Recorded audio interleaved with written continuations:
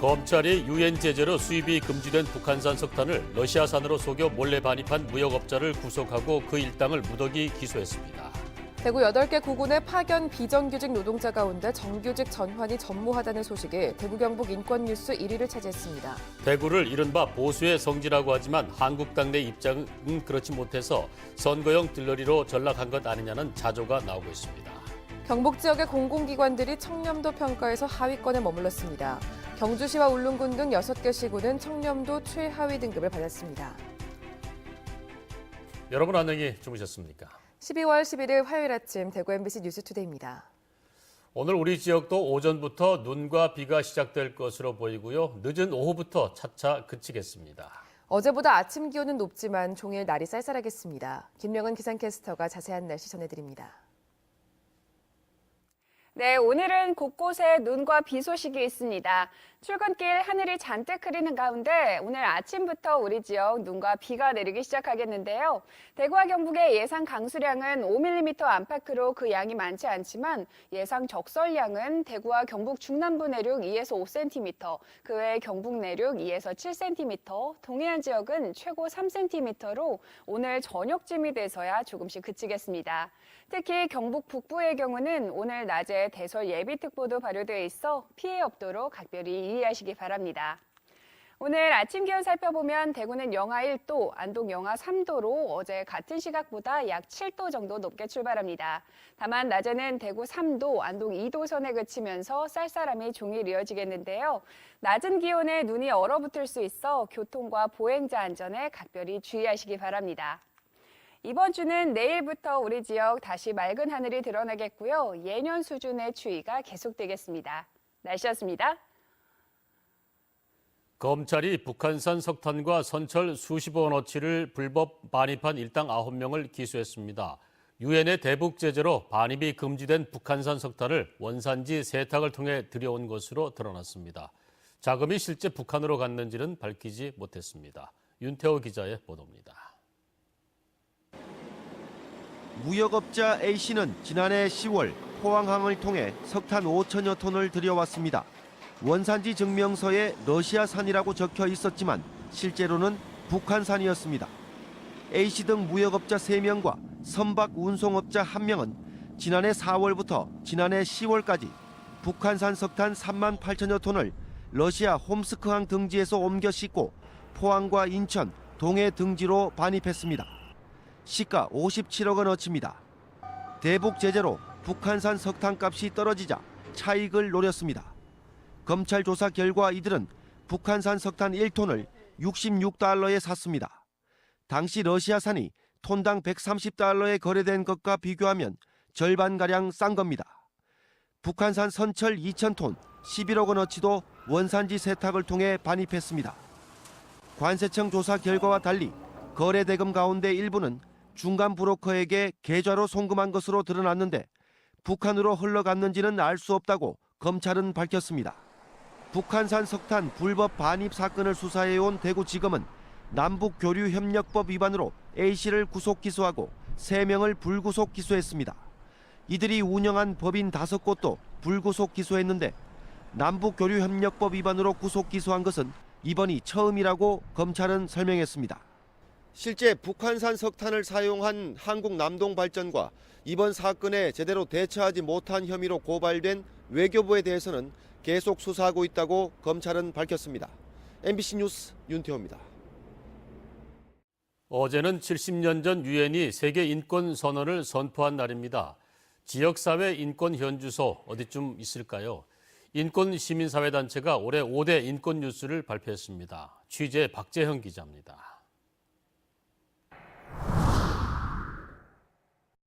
대구 CCTV 관제센터 관제사들은 종일 모니터에 뜨는 사건 사고를 보느라 쉴 틈이 없습니다. 정부의 공공부문 비정규직 정규직 전환 가이드라인 발표 이후에도 유독 관제사 250명은 외면받고 있습니다. 다른 지역은 정규직으로 전환되고 있습니다. 관제사와 청소, 경비 같은 대구 8개 구군 외주 용역업체 소속 파견 비정규직 노동자 380명이 한 명도 정규직으로 바뀌지 않았다는 소식이 올해 지역 인권 뉴스 1위를 차지했습니다. 올해 노사 전문가 협의회를 구성은 한다라고 이야기는 했지만 실제 이제 한 번도 회의가 이루어지지 않았고. 대구은행 비정규직 여직원 성폭행 혐의로 재판에 넘겨진 간부를 법원이 무죄 선고했다는 소식도 인권뉴스에 포함됐습니다. 또 다른 봐주기 판결이라며 가해자 주장에 손을 들어줬다는 비판이 나오고 있습니다. 대구 수성경찰서에 신고한 성폭력 피해 여성이 공개된 장소에서 상담을 받으면서 경찰에 2차 피해를 당했습니다. 가해자에게 제대로 된 처벌을, 그리고 피해자는 일상의 삶을 돌려달라는 것이 저희들의 주장이었던 것인 거고요. 낙동강을 오염시킨 경북 영풍재련소에 과징금 솜방망이 처벌을 했다는 소식은 환경권 분야에서 가장 많은 표를 받았습니다. 대구시청 앞에서 152일간 천막농성을 하며 장애인 탈시설 권리를 확보한 것도 좋은 평가를 받았습니다. 인권을 보장하고 증진해야 될 공공기관에서 오히려 인권 침해를 하고 사회적 소수자를 울리는 이런 문제점을 발견되는 것이 안타깝고. 경북대병원 정규직 전환 결정, 아사히글라스 하청업체 부당노동행위 인정 첫 판결, 대구 창조센터 정규직 전환 등은 좋은 인권 뉴스로 평가됐습니다. MBC 뉴스 박재영입니다. 대구 경북을 흔히 보수의 성지라고 합니다. 하지만 한국당 내부 사정을 보면 보수의 성지라기보다는 선거용 들러리로 불러야 할 판인데요. 조재한 기자가 보도합니다. 자유한국당 원내대표 경선에 대구 경북 출신은 경북의 3선 강석호 의원이 나섰다가 중도 포기했습니다. 내년 2월에는 당대표를 뽑는 전당대회가 열립니다. 대구의 주호영 의원이 나서고 있지만 국정농단 사태 이후 탈당에 이은 복당에 곱잖은 시선을 받는 등 입지는 넓지 않아 보입니다.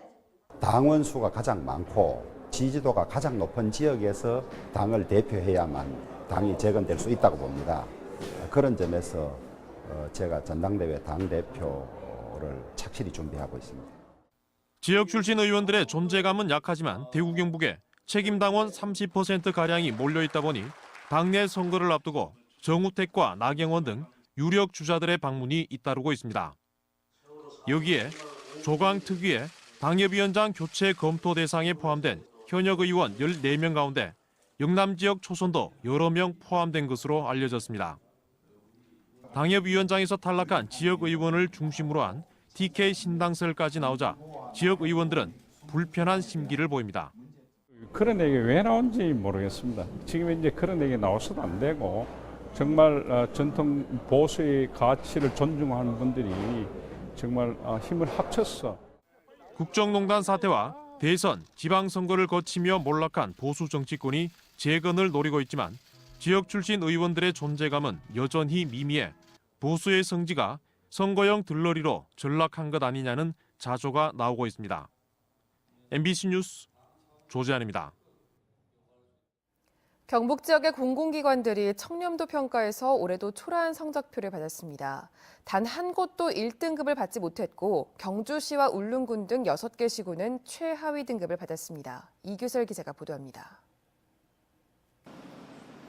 국민권익위원회가 최근 발표한 2018년도 공공기관 청렴도 측정 결과에서 가장 참담한 성적표를 받은 건 경주시입니다. 경주시는 종합평가에서 2년 연속 최하위인 5등급을 기록했는데 특히 민원인들이 평가한 외부 청렴도에선 최하위인 5등급을 받았고 직원들이 평가한 내부 청렴도는 4등급을 기록했습니다.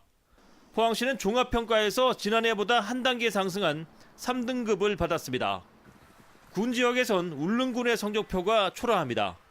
지난해 내부 청렴도 전국 최하위의 불명예를 아는 데 이어 올해는 종합평가에서 최하위 등급인 5등급을 받았습니다.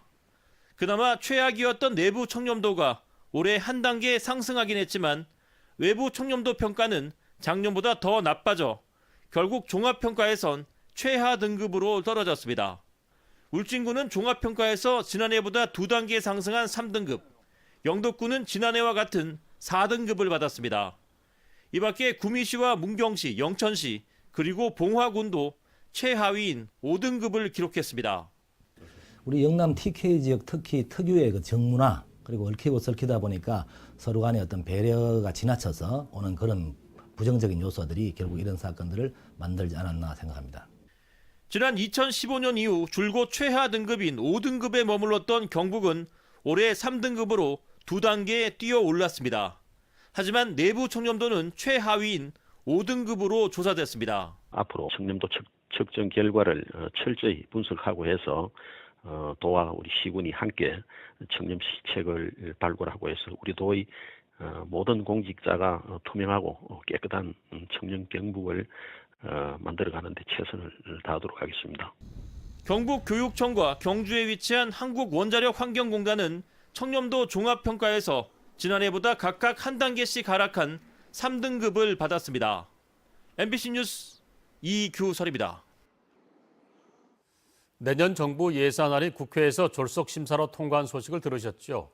복지와 고용, 보건 쪽 예산은 줄고 사회 간접 자본 예산은 늘었는데요.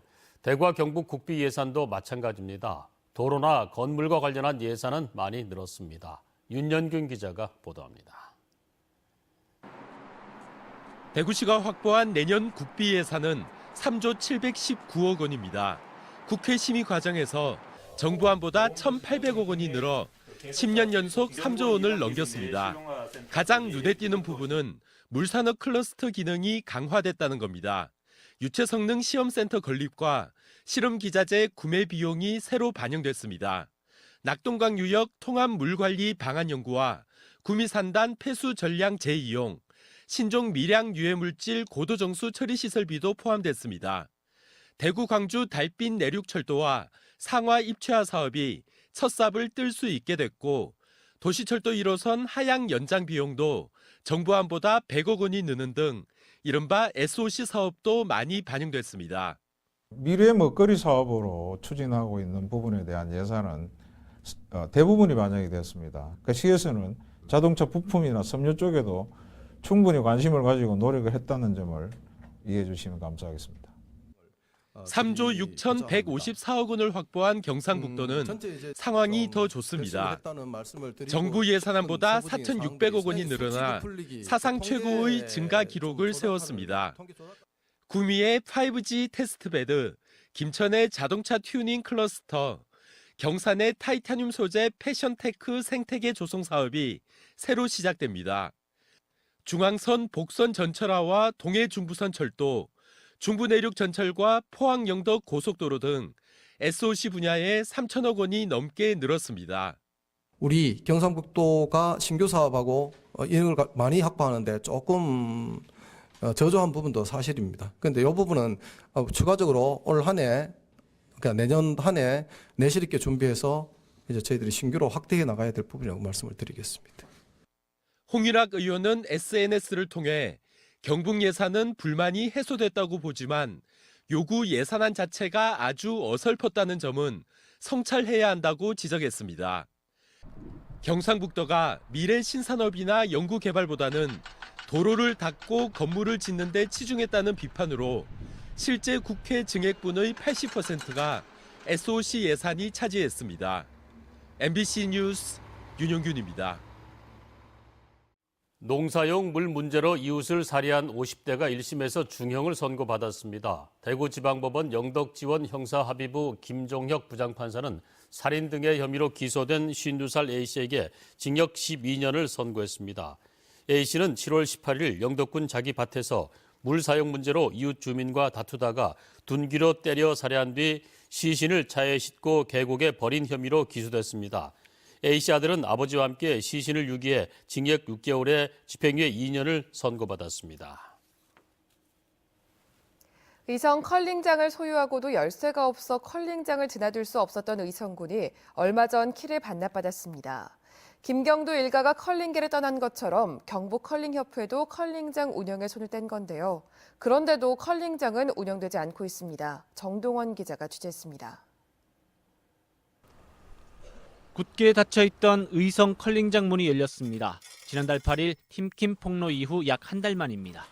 키를 쥐고 문을 걸어 잠가놨던 경북 컬링협회가 지난 4일 소유자인 의성군에 키를 넘겼습니다. 그러나 컬링장 운영은 여전히 막혀 있습니다.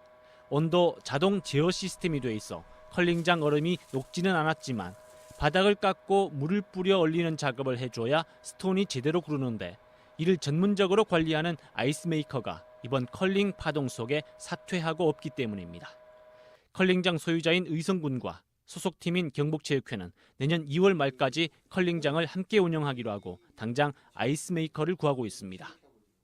얼음 관리인이 우리가 구하고 나면은 컬링 선수들이 제대로 훈련할 수 있는 여건을 만들어 주는 것이 무엇보다도 중요하다고 생각합니다. 컬링장이 사실상 막혀 있어 선수들은 훈련에 차질을 빚고 있습니다. 경북체육회 소속 남녀 선수들은 현재 대구에서 얼음 바닥이 아닌 지상 훈련을 하고 있습니다. 내년 2월 전국 동계체전이 코앞입니다. 감사는 감사고 선수들은 훈련을 해야 되는데 지상 훈련을 한다니까 안타깝고.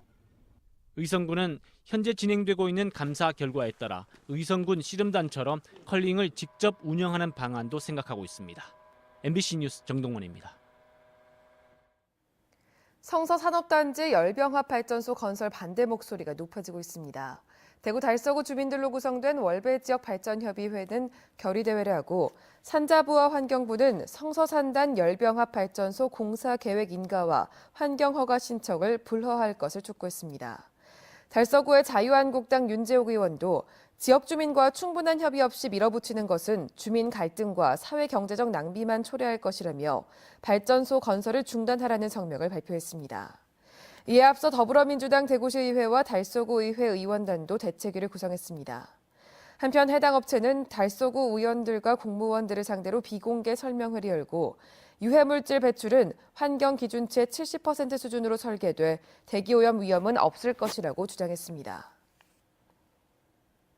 대구와 경북교육청은 오늘 2019학년도 대구광역시 유치원, 초등학교, 특수학교 교사 임용 후보자 1차 시험 합격자를 홈페이지를 통해 발표합니다. 1차 합격 인원은 대구는 176명, 경북은 405명으로 모집 정원의 1.5배수입니다. 2차 시험은 내년 1월 9일부터 11일까지 사흘 동안 대구는 경북기계공업고등학교, 경북은 경산 얌양초등학교와 정평초등학교에서 실시됩니다. 대구 경실련이 성명을 내고 달성구는 달성문화재단과 달성복지재단 사태에 대해 사과하고 대표이사 겸 이사장을 해임할 것을 요구했습니다. 달성복지재단 이사장은 지난 8월 달성문화재단 대표이사까지 맡은 뒤에 별다른 업무를 하지 않고도 최근까지 달성복지재단으로부터 매달 수백만 원씩 업무 추진비를 받은 것으로 알려졌습니다. 달성군 의회도 지난 4일 행정사무감사에 참석해서까지 무책임한 태도를 보였다며 달성문화재단 대표이사의 사퇴를 촉구하는 성명을 발표했습니다.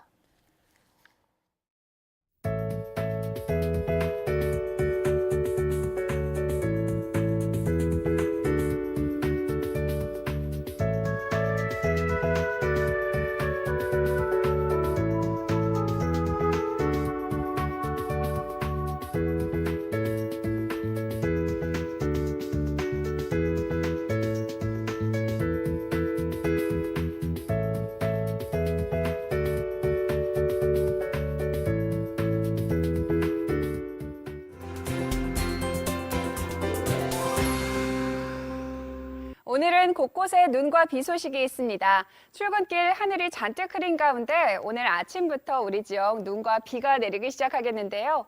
대구와 경북의 예상 강수량은 5mm 안팎으로 그 양이 많지 않지만 예상 적설량은 대구와 경북 중남부 내륙 2에서 5cm, 그 외 경북 내륙 2에서 7cm, 동해안 지역은 최고 3cm로 오늘 저녁쯤이 돼서야 조금씩 그치겠습니다. 특히 경북 북부의 경우는 오늘 낮에 대설 예비특보도 발효돼 있어 피해 없도록 각별히 유의하셔야겠습니다. 오늘 아침 기온 살펴보면 대구는 영하 1도, 안동 영하 3도로 어제보다 약 7도 정도 높게 출발합니다. 다만 낮에는 대구 3도, 안동 2도에 그치면서 종일 날이 쌀쌀하겠는데요. 낮은 기온에 눈이 얼어붙을 수 있어 보행자나 교통안전에 각별히 주의하시기 바랍니다. 위성 영상 보시면 오늘은 남해상을 지나는 기압골의 영향을 받아 우리 지역 오전부터 곳곳에 눈과 비가 내리겠습니다. 자세한 지역별 날씨입니다. 대구의 이 시각 기온 영하 1도, 청도 영하 2도로 출발합니다. 낮 최고 기온은 대구 3도, 청도 3도로 날이 쌀쌀하겠습니다. 상주의 아침 기온 영하 3도, 구미 영하 2도 보이고 있고요. 낮 기온은 상주와 구미 모두 1도로 종일 추운 날이 되겠습니다. 안동의 현재 기온 영하 3도, 영양 영하 4도로 하루를 시작합니다. 낮에는 안동 2도, 영양 3도로 예년 수준을 보이겠습니다. 포항의 아침 기온 3도, 낮 기온 6도 예상되고요. 바다의 물결은 최고 3.5m로 일겠습니다. 이번 주는 우리 지역 내일부터 다시 맑은 하늘이 드러나겠고요. 예년 수준의 추위가 계속되겠습니다. 날씨였습니다.